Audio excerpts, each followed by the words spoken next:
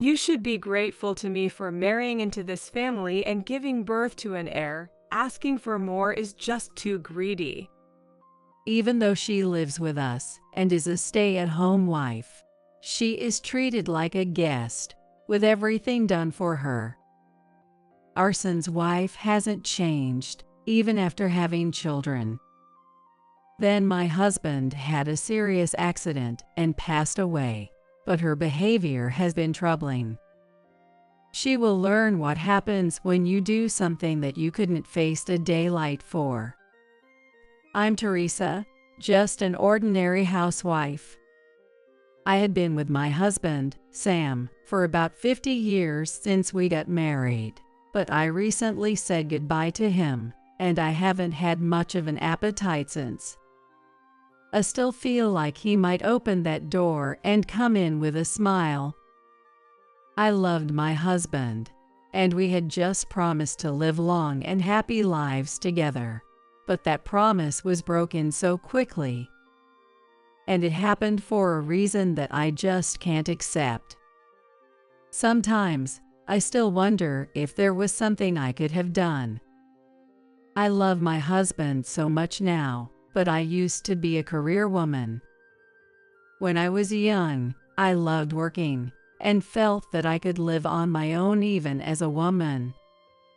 However, maybe because people around me were worried or just impatient, they started suggesting that I try matchmaking. In these matchmaking, you look at a photo, have coffee, and chat. I didn't want my life to be decided by such a vague process, so I kept turning down all the suggestions. One day, my parents must have thought it was getting serious. They offered to buy me a lipstick in a color no one else in town had, so I agreed to go to matchmaking, thinking it would be just a casual date won over coffee. Little did I know that my life would change 180 degrees because of that lipstick. The first impression I had of the man I met at the matchmaking was that he was a cheerful person. He had a smile like a big kid, talked a lot, sometimes said unnecessary things, but was clumsy in an endearing way. I found myself drawn to him, and before I knew it, we were married. We had a boy and a girl. My daughter was charming and seemed to have close friends from a young age, so she got married and moved out quite early. On the other hand, my son had a completely different personality from my husband, even though they were both men. My son has been working at the town office since he graduated high school. He has no outstanding traits and is known mainly for being diligent. As his parents, we understood his good qualities, but society didn't see it that way. He was often described as kind but boring in terms of relationships and social interactions. He didn't have many close friends or romantic interests. Naturally, as he got older, he was still inexperienced and uninterested in relationships with women. However, it seemed he started to admire the idea of marriage after hearing about the weddings of his few high school friends. He would say things like, "I'm too plain and boring for marriage," but he did want to find someone he could love and make us, his parents, happy. He often participated in matchmaking events and singles mixers, organized by the town. At first, I thought it might be good for him to experience a matchmaking like how I met his father, but I decided to let him find his own way without interfering. One day, as spring was approaching, I noticed something different about my son. "Oh, it's rare for you to be like this, Kyle. Did something happen?" Maybe it's just spring? I feel excited.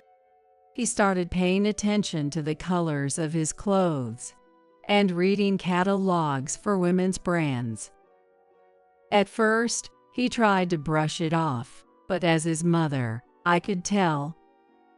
When I asked him, he told me he had a girlfriend he was planning to marry. His face was full of happiness as he talked about wanting to file the marriage registration on her birthday. She has so many hobbies, enjoys every day, and has a sparkling smile. She has a lot of things I don't have, and I want to be with her. Apparently, he met her at a restaurant near his workplace while having lunch. My son had a habit of eating at the restaurant on Wednesdays and Thursdays, was ordering lunch at his usual spot during his lunch break.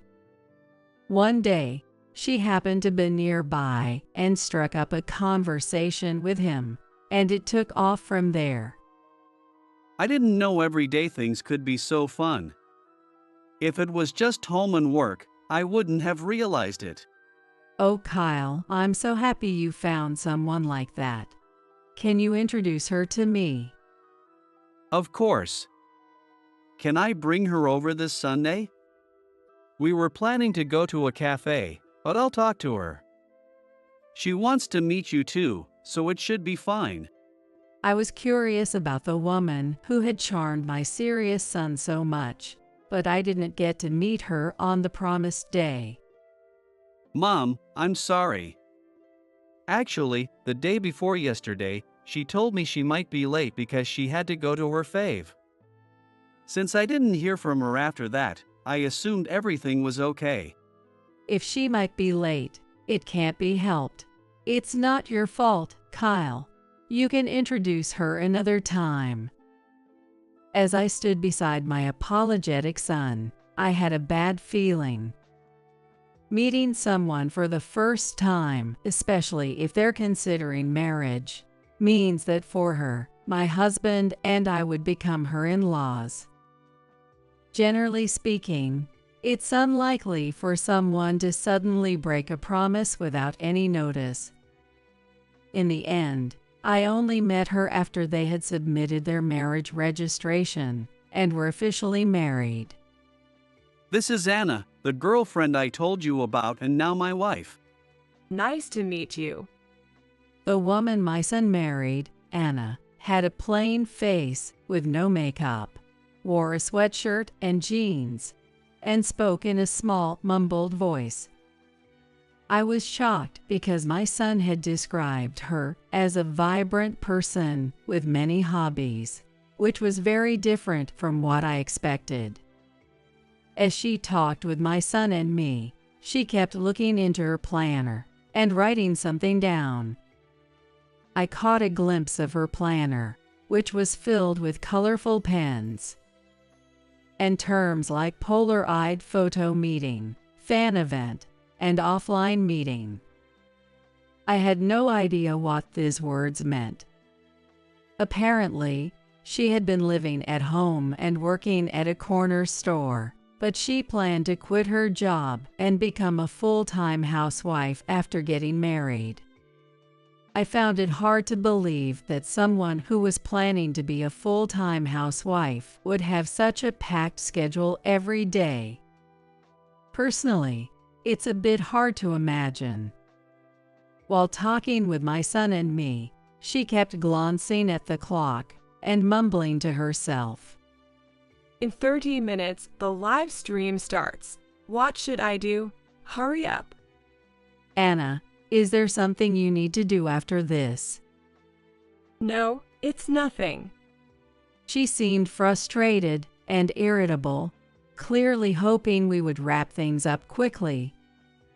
Because of her bad mood, the conversation didn't go anywhere, and we ended the meeting early. My son, who had never shown much interest in women, finally got married and looked genuinely happy. However, Anna's expressions, words, and behavior puzzled me. After hearing about their marriage, the second thing she mentioned was asking to live with us. My son and his wife wanted to save money for the future, and we agreed to help, by letting them move in. We had no problem with this arrangement, but I worried about the stress Anna might feel living in a new home as a full-time housewife. They assured us there was no need to worry, and the move was decided quickly. Just 3 days after the decision, Anna had already moved out of her previous home. The slight unease I felt when I first met Anna grew stronger, and I finally understood why. Despite being married, Anna didn't show any signs or behavior typical of a newlywed. She constantly carried around a planner filled with schedules and pictures of a male idol, never letting go of her phone. It's her business what she carries around, but it was concerning that she always looked at her phone, even when talking to me, my husband, or my son. One day, we decided to set some rules for living together comfortably, and Anna was the first to raise her hand. Even though we live in the same house, let's agree not to interfere with each other's privacy since we're two separate families. Privacy. I suppose that's fair. Let's make sure to respect each other's space. Using this rule as a shield, she did almost no housework, despite calling herself a full-time housewife. She never took her eyes off her phone, leaving me to prepare meals and clean while my husband handled the heavy chores. But my waist is delicate and hurts easily. But having someone over 70 do all the heavy lifting without any help, Anna, that doesn't seem right. I wish you'd help occasionally. Are you saying it's okay for me to hurt my waist? That's terrible. Did you forget our agreement not to interfere in each other's household matters? She yelled in a loud voice, completely unlike her usual mumbling, and started shouting without warning. Given how things were, we couldn't have a proper conversation, and time just passed by. Soon, Anna started staying in the storage shed in the backyard. I could see the glow of the TV and hear her shouting someone's name. It was probably the male idol whose photo she always carried around. It was like the storage shed became Anna's personal room. There was no effort to make sure we all lived comfortably together, and she only thought about how to make her own life easier, which made us uncomfortable. But my son couldn't say much to Anna and always seemed indecisive. Anna is struggling to adjust to this new environment. I'll help with the housework when I get home from work. But she does nothing around the house during the day and stays alone in the shed. I'm worried because I hear her shouting. I'll talk to her. Don't worry. Somehow, Anna got pregnant. She had severe morning sickness and threatened premature labor, so she was mostly in the hospital during her pregnancy, but I remember feeling relieved when she gave birth. Until now, even though she did nothing as a housewife, we managed everything, so she didn't face any problems. But now, with a child, she needed to act as a mother. There were plenty of adults in the house, but no one could replace the mother. I hoped she realized that the period of being a guest and having everything done for her was over. But my hopes were in vain, and her behavior didn't change even after childbirth. It seemed to get worse. She often left the baby with my son or us and went out. When my grandchild was about a year old, she disappeared overnight and returned in the morning, and I finally had to say something. How can you leave without a word and come back in the morning with a child at home? You need to be responsible. What? Are you bossing me around?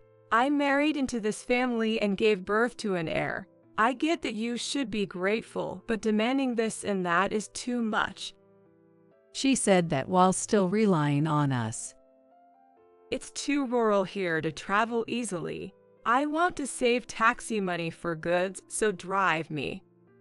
It was selfish, but arguing wouldn't help, so I did as she asked. I couldn't understand what my son saw in her.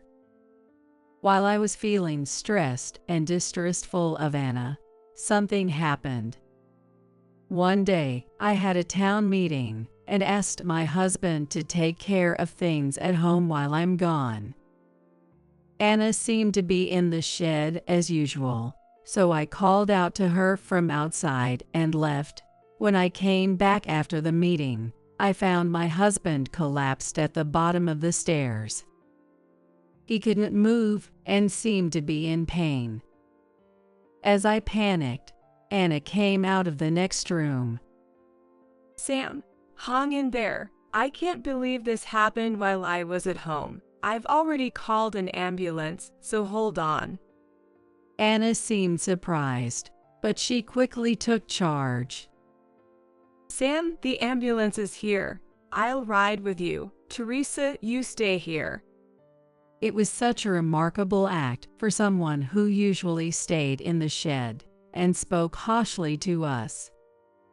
I thought my husband would recover and be discharged soon, but his hospital stay extended beyond expectations. He wasn't used to the hospital and seemed to weaken both mentally and physically. When I visited him, I saw a frail version of my husband I had never seen before. Next to him were Anna and my grandchild, already visiting. I couldn't stand seeing him get weaker every day, so I came to see him. My husband looked at the scene with an expression of horror, but something about Anna's actions didn't sit right with me. Anna, who almost never left the shed, came out of the adjacent room that day. It was as if she knew about my husband's condition. Additionally, she handled the ambulance call and the hospital paperwork with a surprising level of efficiency, almost as if she was familiar with the process. My husband seemed to want to go home, but at the same time, he appeared reluctant. Eventually, he could barely eat and quickly passed away.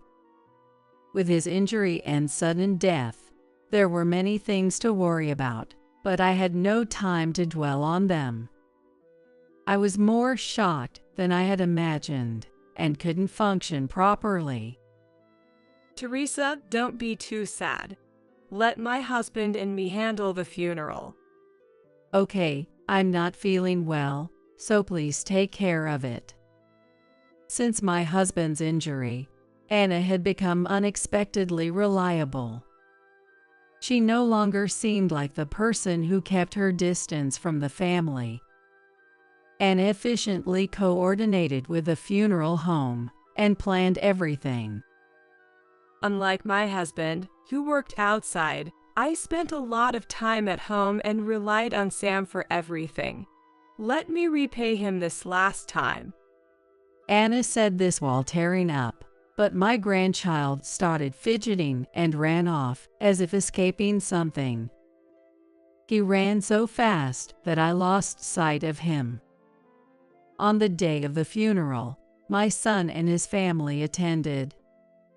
Since my husband had been living with our grandchild, Dylan, since birth, he adored him.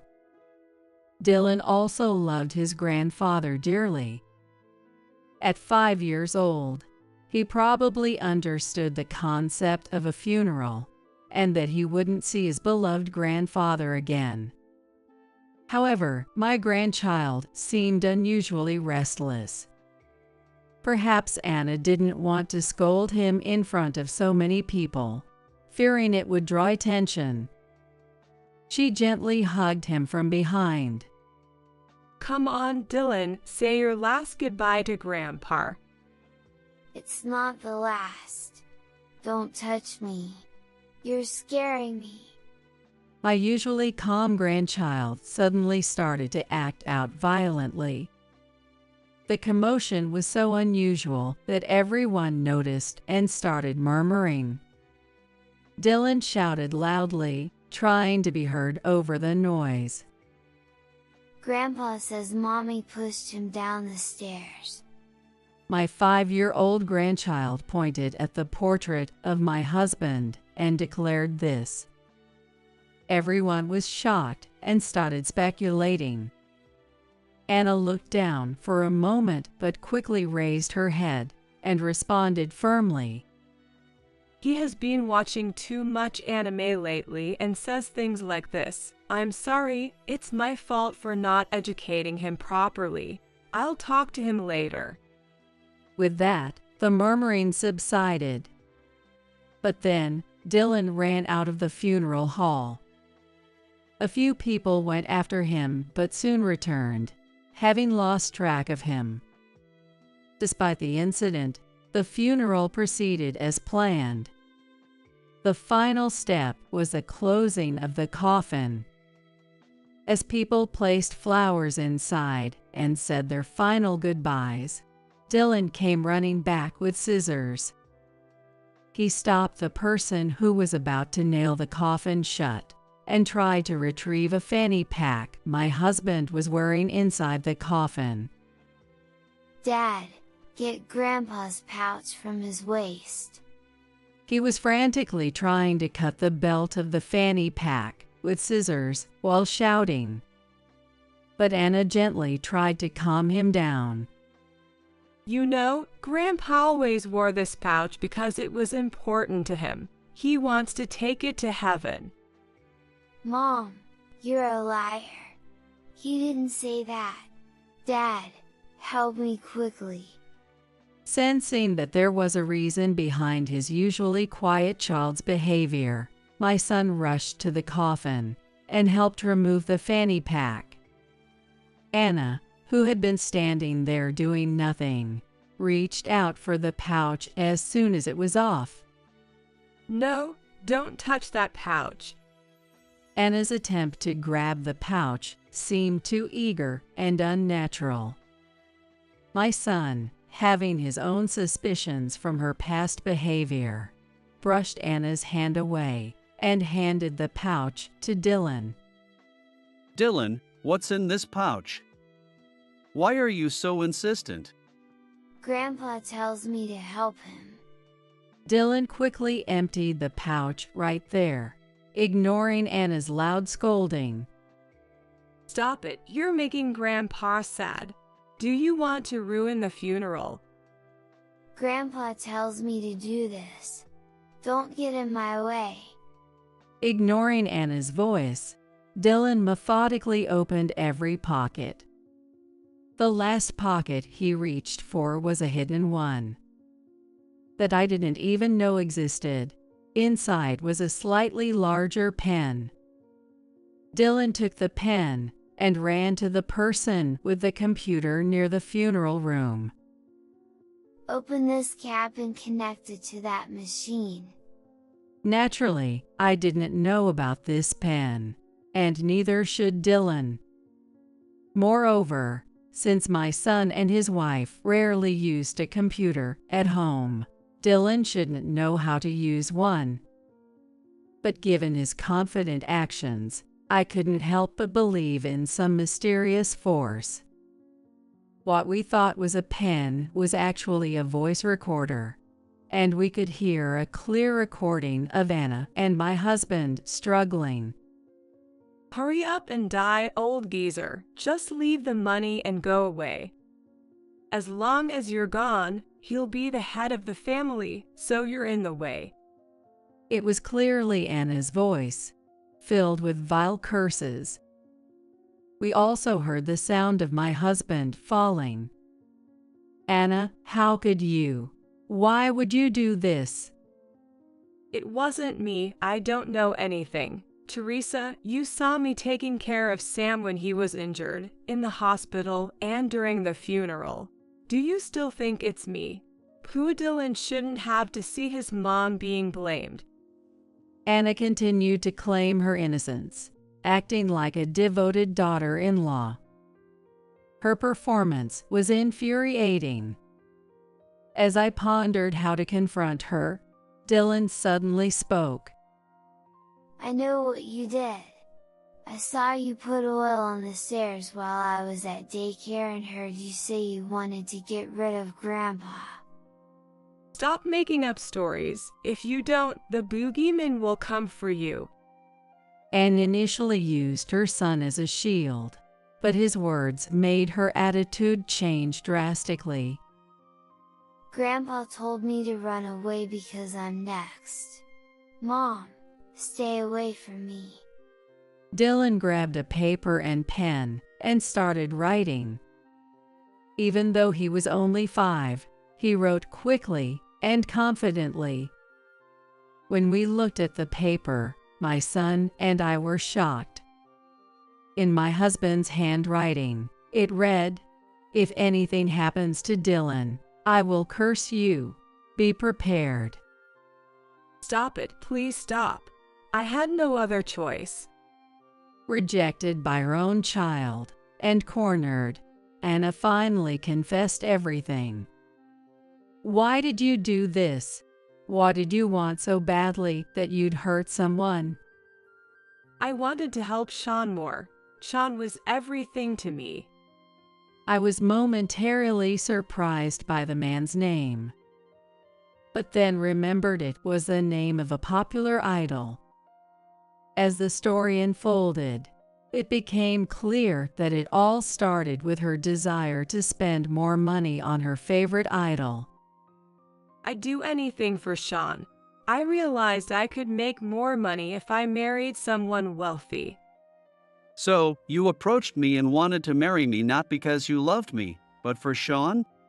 Of course, who would marry a boring, dull guy like you out of love? Anna originally married my son for his money, targeting him for his stable job and presumed wealth. But my son's earnings weren't enough, and she wanted more, thinking insurance money was the quickest solution. I wanted to be recognized by Sean, but my husband's earnings weren't enough. I needed more money to get closer to Sean. You wanted insurance payout to meet Sean, not just my earnings? Meeting him costs money. Photos, handshakes, everything costs money. I can't lose to other fans. My son was necessary for living expenses, but Anna saw that more money could come from my husband's life insurance. If something happened to him, it would likely be shared between her mother-in-law, her husband, and her sister-in-law, but most of the money would stay in the family. In that situation, Anna thought she would be able to use the money freely. She also thought that once I passed away, my son would become the head of the family. Anna said that if that were to happen, she would be able to use the household money however she wanted, meaning she could spend as much as she liked on her favorite idol. My son, fully awakened by the incident, immediately started the process for divorce. I admired how passionate you were about your interests when we married. But I never imagined you'd harm someone for that. We can't live together anymore, especially for our son's sake. Wait, I love my idol, but you love me for who I am, right? We married because of love, and now you want to divorce just like that. Even after all this, Anna believed my son loved her deeply, showing her stubbornness. I believe what Dylan says and that he sees my father. The thought of our son being next terrifies me. That's just a moment of madness. I've let you handle everything, but now I'll change and raise Dylan properly. I should have custody. Anna's claim to custody and lack of awareness of her absurdity were astonishing. If you divorce me, where will I live? The one who initiates divorce must pay for the other's living expenses, right? With Dylan, I'll have child support and allowances, so I guess I'll manage. Fine, I'll agree to the divorce, but you might not survive. You see, Dylan is nothing but money. It's sad to think of him growing up with you. Custody isn't always with the mother, and I won't let someone who hurts others have my child. Then the police contacted us for an investigation, including our home. A distant relative at the funeral was a police officer and helped expedite the process. The investigation revealed injuries and dents inconsistent with a simple fall, and the audio evidence confirmed Anna pushed him. Without us needing to press charges, Anna was taken by the police that day. Anna would face the consequences of her actions. My son had her sign the divorce papers and submitted them immediately, becoming a single father, raising his child alone. Although my beloved husband wouldn't return, I found happiness living with my son and adorable grandchild. The pain of loss and precious time couldn't be regained, but I looked forward to my grandchild's future. Since the incident, Dylan's mysterious abilities weakened, and he talked less about his grandfather, but I chose to focus on the happiness ahead.